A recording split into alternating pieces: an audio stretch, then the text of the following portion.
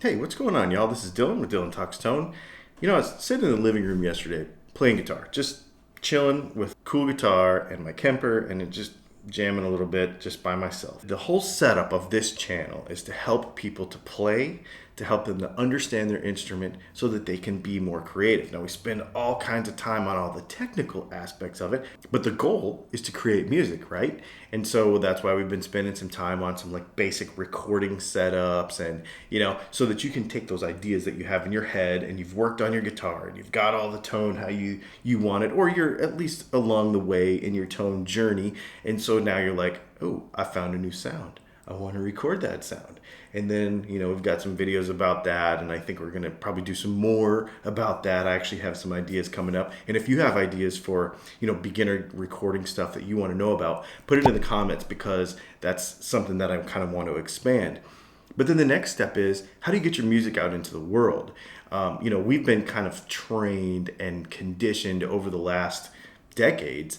The record industry, like the music industry, is this big machine, and that you have to either know somebody or that you have to basically know somebody to try to get anywhere or be anybody. What I really think is cool, though, about how things are going now is with all of this stuff. So like the personal recording studio, the laptop, all this stuff is in our house. Like I have a laptop right here with a DAW on it, and I have an interface, and I can record. And now I can distribute my music. You wake up in the morning, you throw on some iTunes, you throw on some Spotify, you throw on some whatever you listen to, whatever platform you listen to, Amazon, any of those platforms.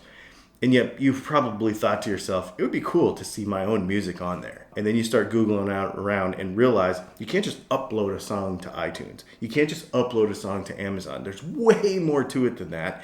And that's a kind of a barrier that most people cannot break into. I'll tell you right now, this is a sponsored video because Distrokid is a company, and we'll put a link to it in the description below, and I'm going to tell you about this some more in a minute. But Distrokid is a distribution service for normal people like me and you who have a laptop in our house, who can play some guitar or use a computer or whatever way we want to create music to distribute it.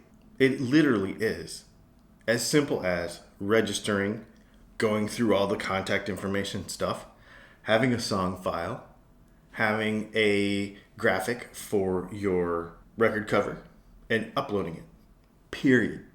Spotify, Amazon, iTunes, Pandora, Google Play, 150 different just like services around the world globally that you can upload your music to. Okay, so distrokid.com, how does it work? Basically, you register, you pay $20 a year. $20 a year. That's it. When you do that, you can then upload as much music as you want. If you had 3 songs to upload this week, it would only have cost you that original $20. Not per song, not per record, $20 a year. Unlimited uploads. Now they have a couple of different tiers. Let's say you have 3 bands and you have a solo thing and you have a duet thing with another guy and you're in another band and you want to upload all that stuff. They have like a bundle thing for that, so you can have, like 3 different band names or whatever and have, different projects going at the same time, multiple projects. So they have a couple tiers for that. But if you're just a single producer, single person that makes music, it doesn't matter what kind of music it is, it doesn't matter how much it is, how much music you produce, it's $20 a year. The cool part about this I really like is, number one, they don't take royalties. You're making as much as possible. Now, of course, iTunes and Spotify and Amazon and all of stuff, they take, whatever they take. And you have to look into that for yourself. But this does not, they don't take anything off the top. It's just the membership per year. The other thing I like about it is they literally walk you through every step along the way. They talk about what kind of title information you should put on your song, the kind of files. Here, let me just show you a couple of things. One of the things I really like, if you look in the upload area, it tells you the format of how you want it to look. and they give you a couple of examples of that, because you don't want your stuff getting kicked back. You don't want having any problems. They tell you some certain things to avoid, so that you can get it right the first time and you don't have any issues. There are a couple of other little extras that you can add on for, they take care of some social media stuff with Instagram and Facebook, which I think is really cool. There's also a YouTube Money where you can kind of like buy into some royalties from YouTube. I really dig this. And I also really like that you can select your own track price or your own record price. And there's also a way to upload covers. So let's say that you don't have any original music. You just have a bunch of covers. Let's say that you have some very unique covers that you've enjoyed. Now, we've had a video on this channel before about how it's very difficult to, if you do covers, to put this stuff on the internet and not get it pulled down because of royalty stuff and because of copyright infringement and all that kind of stuff. So let's say you play a cover. You can actually do that. You can click a box on here, and there is a service built in. You have to pay a little extra for it, but basically what it does is they take care of paying the royalties and all that stuff, and you don't have to worry about it. And you can distribute that cover. I think that is unbelievable. All of it taken care of, $20 a year. So since this is a sponsored video, I don't do these very often, but I just think this is so cool, and I think it kind of fits in with what we've been discussing. We can give you a discount on this thing too. So it's only $20 a year. But if you go to this link right here, what is it? It's HTTP. Apparently he told me you have to click on this whole thing. So I'm going to put it in the link below. distrokid.com/VIP/DylanTalksTone.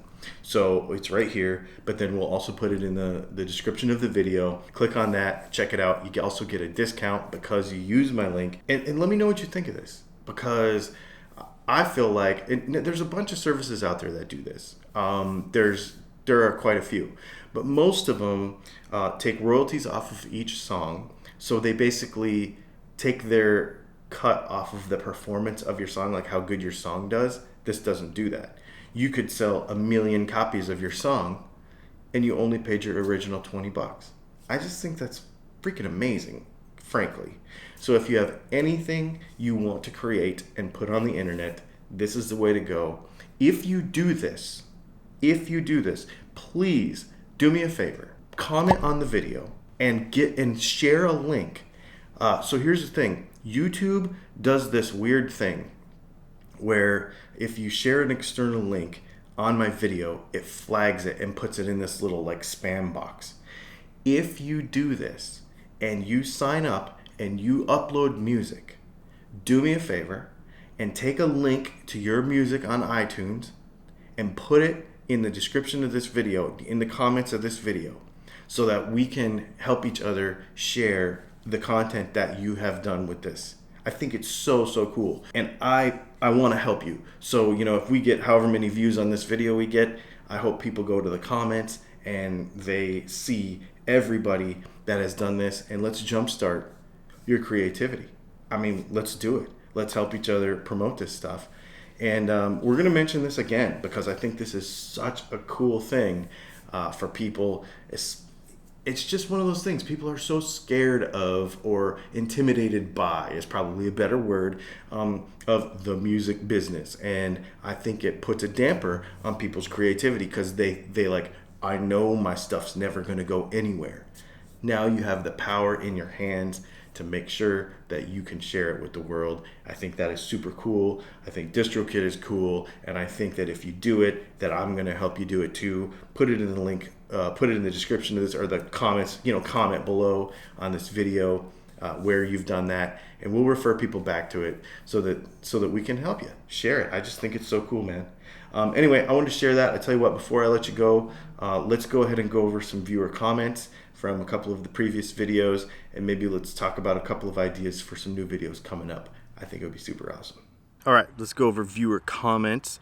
Before we do that, just another look at that link for this whole service from Distrokid. I think it's really cool. We'll put it right here. We'll also put it in the comments, obviously, or the description of the video. Okay, Bob Roche says, I really like the tone of the humbucker after you rebuilt it. What kind of magnet did you use? Did you rewind with the standard enameled copper wire? I love your videos. Okay, so he's talking about this video where we did the whole telly thing with the wide range humbucker, and we rebuilt it. We just changed out the magnet with an Alnico 5. We did not use plain enamel copper wire. It is a misconception that most old pickups are made with that. In fact, in the 70s, very few, if any, were made with that. I'm actually going to do a video on the different kinds of wires here coming up, so stay tuned for that. Artur Brozowski, sorry to slaughter your name. Man, after this, I really like the Tele Deluxe. It seems like it gives a wider tonal range, but still sounds like a Tele. It might not look like a 52 Blackguard, but it still has a cool vibe. You're exactly right, and that's kind of, that guitar is really, really fun. Now, here's the thing. If you do not have one of these wide range humbuckers, I can wind a regular size humbucker to sound like that. So if you have a Tele with just normal humbuckers in it and you want it to sound more like what you heard the other day in that video, let me know. Shoot me an email and we can do it, because it's really, really sounds good, doesn't it? Hot Dog Water, I love the name, says, no demo at all. I'm actually kind of shocked. He commented on a video we did a long time ago about the difference between a humbucker size P90 and a single coil regular P90. So here's the thing. You know I don't like doing demos, okay? He might be new to the channel. A lot of times, well, first of all, I don't have availability to like every guitar. Like I can't afford it. But like our channel's not big enough. We don't have 100 guitars in stock all the time.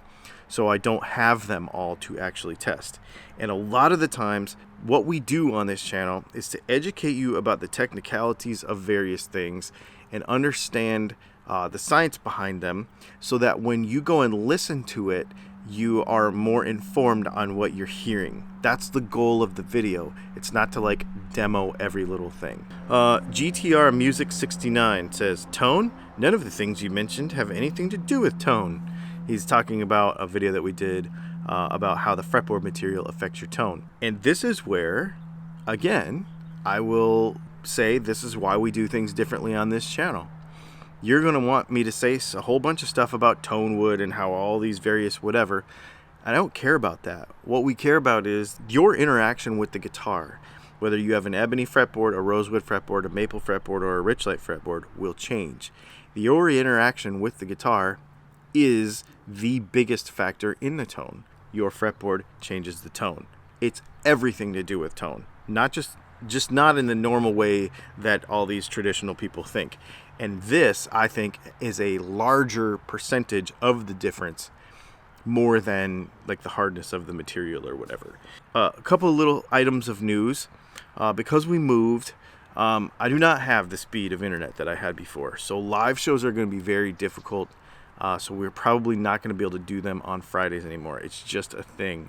I'm going to figure out a way to replace this video. Obviously, it's Friday when this video comes out. I'm going to figure out a way to replace that content with something else of value. I'm working on that. Be patient with me. But the live stuff is just, man, it's going to be tough. And just because of internet speeds and etc. and where we live and that sort of thing. I was very lucky with the super fast internet that we had, making it possible, at least in the zip codes and area where I live here in South Carolina and Georgia. So I live in Georgia now. So that's it. Thanks for hanging out, and we'll see you next time.